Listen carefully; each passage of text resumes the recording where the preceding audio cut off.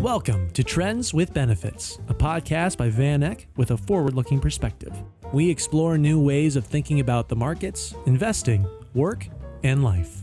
Here's your host, Ed Lopez. Welcome to another episode of Trends with Benefits. This is a special post-election episode with our friend John Faso, former U.S. representative for New York's 19th Congressional District. He was a Republican and he served from 2017 to 2019. Notably, he was ranked one of the most bipartisan members of the House. Mr. Faso, welcome to Trends with Benefits. Ed, thank you. It's great to be with you again and your listeners. You know, after such a brutal election, I'm reminded how much I personally would never want to run for office, and you've done it a number of times. And so I just have to thank you for your public service. And I don't know what drives one to seek, elected office and subject themselves to public scrutiny and vitriol, but thank you for that. Yes, I've actually run in 13 elections in my life, primaries and general, and it is people who have never done it before. Really, you can't really understand what candidates go through until you've actually done it. I've got to imagine. What does drive one to become a politician or run for office? Maybe what was your rationale and what drove you? First of all, it really started when I was a kid. My mother was the major influence in this regard for me because she was always interested in what was going on. She was always interested in history and politics. And I can remember now I'm dating myself here, but I can remember with her watching John F. Kennedy's inaugural address in 1961. I was, 8 years old at the time. I was always interested in politics because I was always interested in how decisions got made. And as I got older and became an adult, and I was interested in being one of the people who actually was there in the room trying to, fix problems. One of the things I took great pleasure in when I was in office was trying to fix those problems, finding information for people, whether they were individuals who were having problems with a government bureaucracy or a business that was trying to figure out who do we talk to in government to find out about specific government programs. So that was always something that interested me. And I took a great deal of satisfaction in that. And being out of office, initially, that was one of the great disappointments that I had because all of a sudden I felt, I'm not there to try to help people do these things. So I think most people, regardless of what side of the aisle they're on or what their philosophy is, you have to like people and you have to be interested in trying to solve problems for people. And of course, I was always interested in issues like defense and foreign policy, trade. And as I served in the state legislature and wound up being privileged and honored to serve in the House of Representatives, that kind of interest and the idea of problem solving was something that really was at the core of why I wanted to do it. So I think it's a noble calling. Most people, if you check on opinion surveys, don't have a high degree of appreciation or understanding of what their elected officials are doing. And so they're pretty low in terms of public esteem. But I think you'll see differences when people are asked, well, you may not like Congress or your state legislature generally, but more often than not, people have a higher opinion of the people that are actually serving them and the people who are actually interacting with them. So I think that's probably typical. If you go back to the early days of the Republic, there's always been a lot of skepticism about Congress as a whole, but there's also been a high degree of approval for individual representatives that among the people themselves that they were representing. When you made your way to the halls of Congress, did you find representatives and senators more or less reasonable than they seem to be portrayed in the media? That's a great question, Ed. I would tell people only half jokingly that you would think from watching the media that the Democrats and Republicans in Washington are at each other's throats 100% of the time.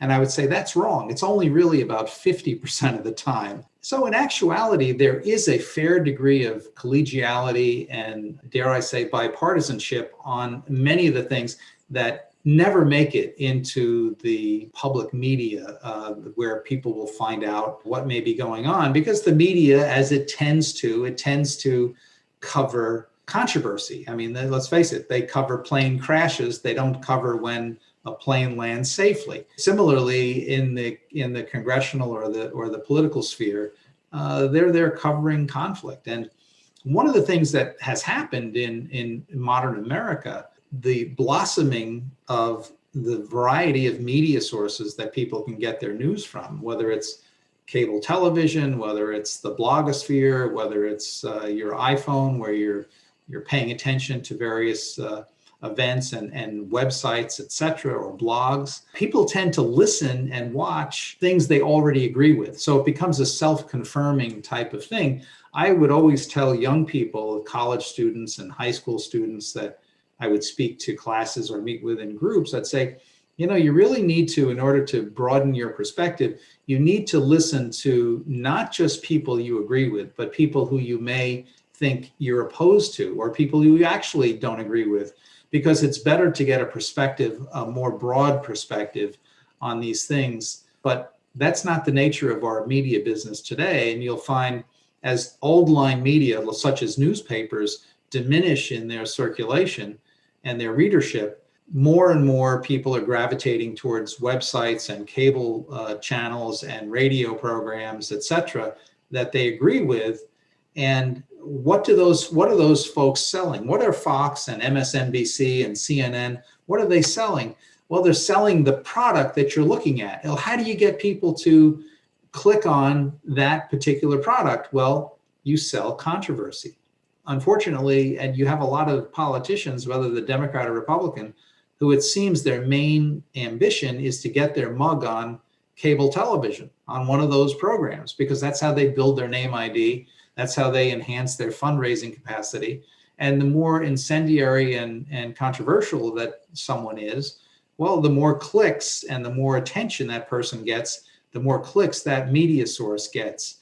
They don't invite people on those programs who are the kind of people that are looking to find common ground, to find compromise with the other side. They invite people who are basically fighting with their opponents. And that's an unfortunate consequence of the way in which modern media works today. How have politics and political parties changed since you first got onto the business, into politics?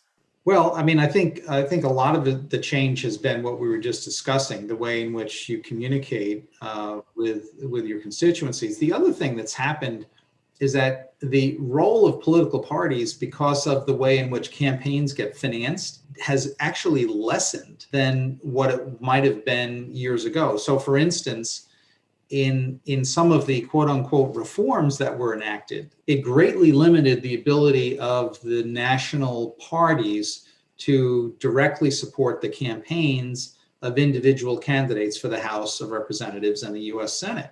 As a consequence, it forces the candidates to go out on fundraising where the maximum donation they can get is very limited. It's, to the average person, it seems like a lot, but to run a campaign, a congressional or a U.S. Senate campaign, the maximum donation from an individual is $2,800.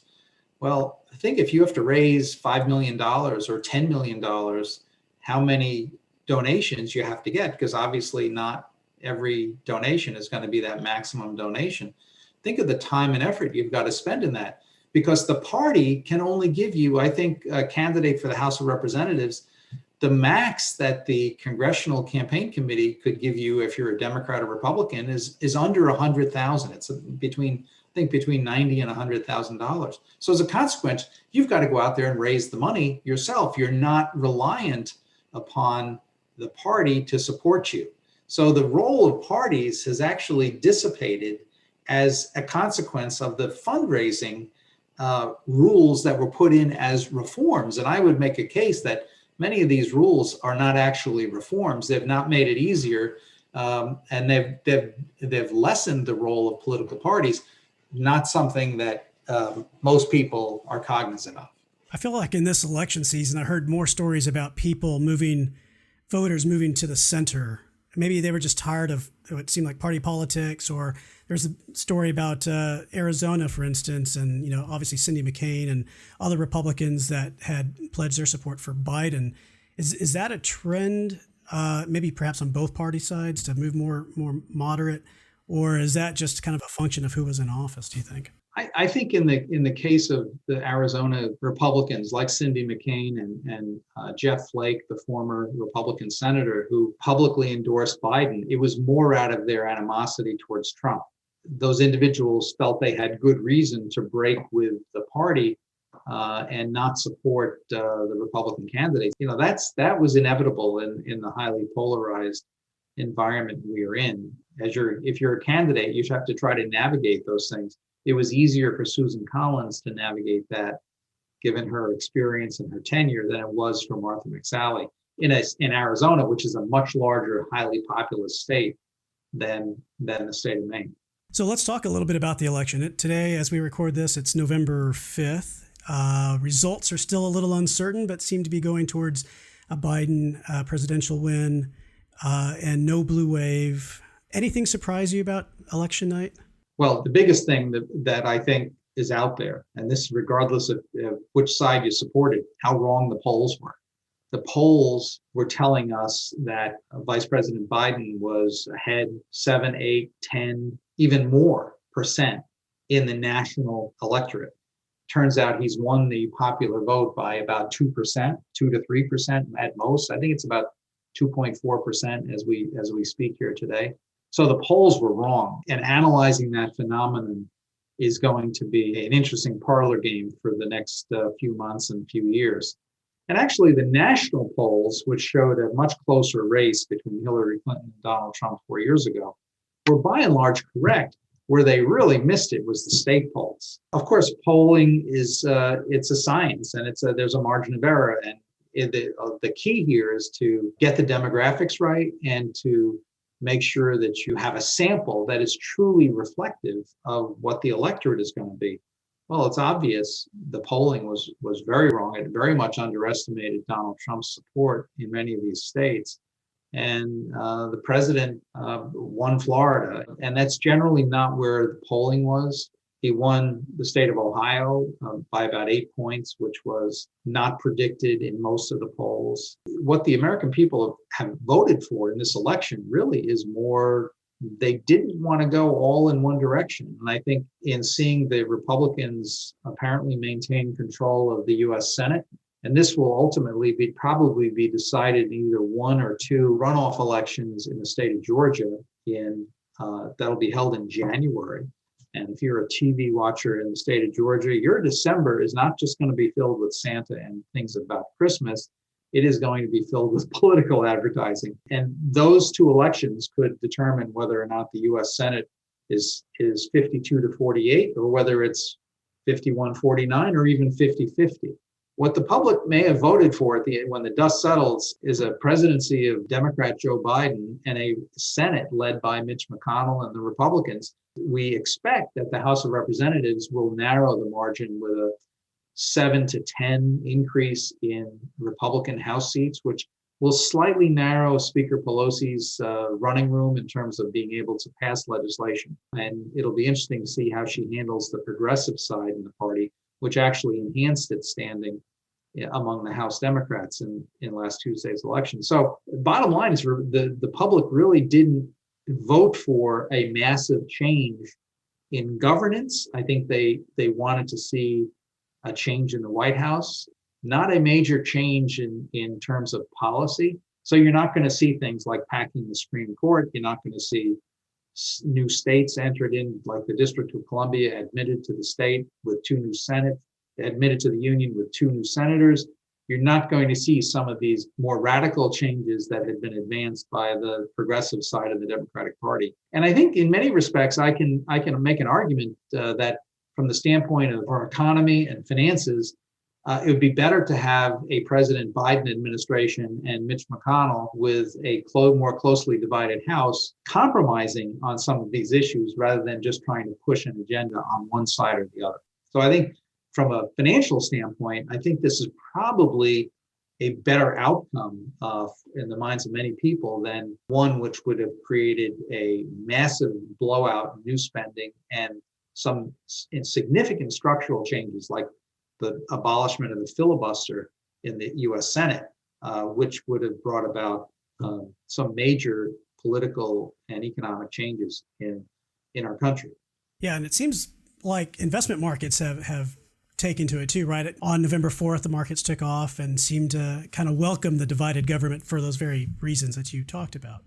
Yes, I mean, and divided government is not necessarily a bad thing. And I think that the nature of a closely divided Senate, a closely divided House of Representatives, it means that the Biden administration has limited running room in terms of advancing an agenda that might be perceived by people on the conservative side as being more radical.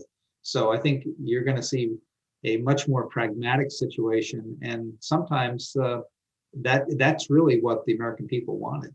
So Biden has a pretty aggressive climate change policy. I think he's talked about $2 billion over the next 4 years in green areas, including infrastructure, transportation, and auto. Do you think any of that gets done? Well, he's going to have to compromise on this, on a bipartisan basis. Democrats and Republicans in Congress, House and Senate, have agreed with tax incentives and incentives for alternative energy, for instance. You've seen this as solar and wind, et cetera. The complete decarbonization of our economy and what the consequences of that will be, going back into the Paris Accords. I mean, that's going to be more symbolic in my view than anything else. This was the kind of thing that ignores economic reality. And while I think we want to, the public broadly wants to address this issue of climate change, it's a lot easier to say they want to address climate change than to actually understand the ramifications of what that means for our manufacturing base, for our economy. You're not going to eliminate fossil fuel use in the foreseeable future in our country, because it would wreck our economy, in my view. But you are going to see Biden attempt to push through policies either with Congress or through executive order to try to be more forthcoming in terms of alternative energy. But he's going to be hard pressed to do this unless he compromises with the Republicans in Congress. And I think that there is grounds to compromise here, but it's not going to be the Green New Deal as AOC and some others have suggested. I guess that would be the same answer for taxes and increasing taxes like Biden wanted. Well, I mean, he wanted to, for instance, raise the corporate tax rate, I believe, to 28% from 21%. That is not going to happen as long as the Republicans are in control of the Senate. I think there's a consensus that we should do something about infrastructure, our transportation infrastructure in particular. And the question has been, and I served on the Transportation Committee, the question always became, well, where do you get the revenue to pay for enhancing the Highway Trust Fund, et cetera? Because the gas tax is not a good vehicle anymore, because we're getting many more miles per gallon. So the gas tax isn't producing the revenue. People that have looked at this say we need a different form of taxation because the gas tax is not going to cut it anymore.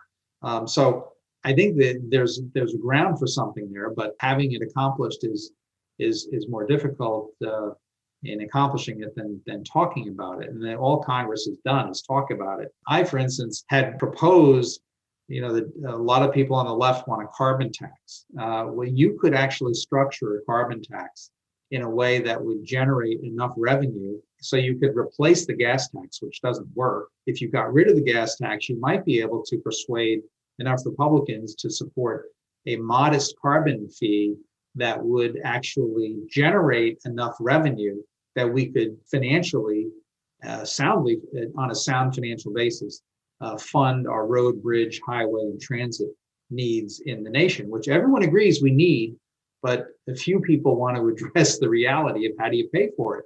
The Highway Trust Fund, which supports mass transit and roads and bridges, et cetera, that trust fund is supposed to be self-sustaining, but it has not been in recent years. They've had to subsidize it with regular monies from the federal budget, and it's not how it's supposed to be. You could construct a carbon fee on a rational, reasonable basis to collect the funds you need, but if you want to do it to fund this whole pie-in-the-sky program, then that's going to be something that would be, I think, almost impossible to get a Republican Senate to go along with. How about municipal markets? We have a number of municipal bond investors that watch Van Eck. If you're a municipal bond investor, what are you looking for in the next few years, or what are you on the watch out for? Well, I think the condition of state and local finances is critical, and that's why I do think you're likely to see some form of federal stimulus to directly assist state and local governments. I think that federal revenue losses at the state and local level have been severe. The sooner we get that vaccine out and can recover economically, particularly if you're in New York, where I've been privileged to represent. While I'm in upstate New York, our economy is heavily dependent on the city of New York. And if theaters and museums and businesses are fleeing or shut down, that's going to kill our revenue base in this entire state. Bond investors are looking for stability at the state and local level. It's going to be critical for us, therefore, to address this. And I think we also ultimately have to start paying attention to the levels of debt and deficit that we have, because I don't think these things are long-term sustainable. Now, I don't believe in this modern monetary theory. I think ultimately it has to get paid. Okay, so what's one long-term trend you see playing out over the next year or several years? It can be anything that we've talked about. It can be about markets. It can be about pop culture. Anything top of mind for you these days? I think that our failure to address the unsustainability of our entitlement spending for Social Security and Medicare, I think that that's something that really concerns me. And I think if the American public were made aware of this, it would concern them as well. Many young people don't believe that there will be a Social Security system for them when they approach retirement age. And I think there will be, but it's going to have to be dramatically circumscribed unless we fix the underlying financing. So a long-term trend will be a fiscal dislocation, if you will, in our nation unless we start to address these things. And I served on the Budget Committee in the House of Representatives, and one of the things that really impressed me was the numbers 72 and 28. 72% of federal spending is Medicare, Social Security, Medicaid, and interest on the debt. That's 72%, and that's on automatic pilot. That goes up regardless of what Congress does, because it's not subject to annual appropriations. 28% is defense and everything else: parks, roads, environment, embassies, foreign assistance, whatever, and national defense. That's 28%. Which side of that budget do you think is growing faster? It's obvious. It's the 72% side of the budget is growing faster. And that is a trend that is not sustainable for our country. We are within a very short period of time, especially when we're running a $3 trillion plus deficit in this current fiscal year because of the pandemic.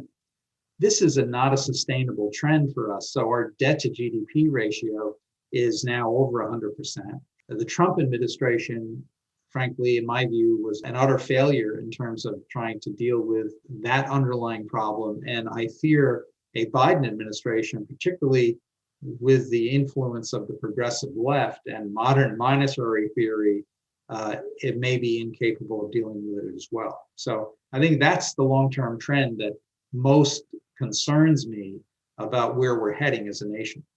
Okay, we do a segment called Trend or Fad. Trend or Fad's kind of a rapid fire segment. I'll throw out a few different concepts. You can let me know, in your opinion, if it's trend or fad. You can explain it if you'd like, or not. We'll just keep going. Nonpartisan redistricting, trend or fad? I think it's basically a fad. ESG, trend or fad? I mean, I think that that's a trend. Cryptocurrency, trend or fad? I think it's a fad. I think it's mostly unintelligible to most people, but I may be incorrect in that regard. Voter turnout, high voter turnout, trend or fad? I think that's a trend. Higher voter turnout is actually good for the country, and it doesn't necessarily favor one party or another. And finally, legalized marijuana, trend or fad? That's a trend. I'm not sure it's a good one, but it's a trend. Well, on that high note, John, thank you very much for your time. I really appreciate your insights and perspective. Are you on Twitter? Is there a way for people to follow you and see what you're up to? That's a trend for a lot of people, but it's a fad for me. And when I was no longer holding public office, I no longer felt any obligation to be on Twitter. So thankfully, I'm not. Good for you. Well, Ian, thank you very much. And thank you for tuning in to another episode of Trends with Benefits.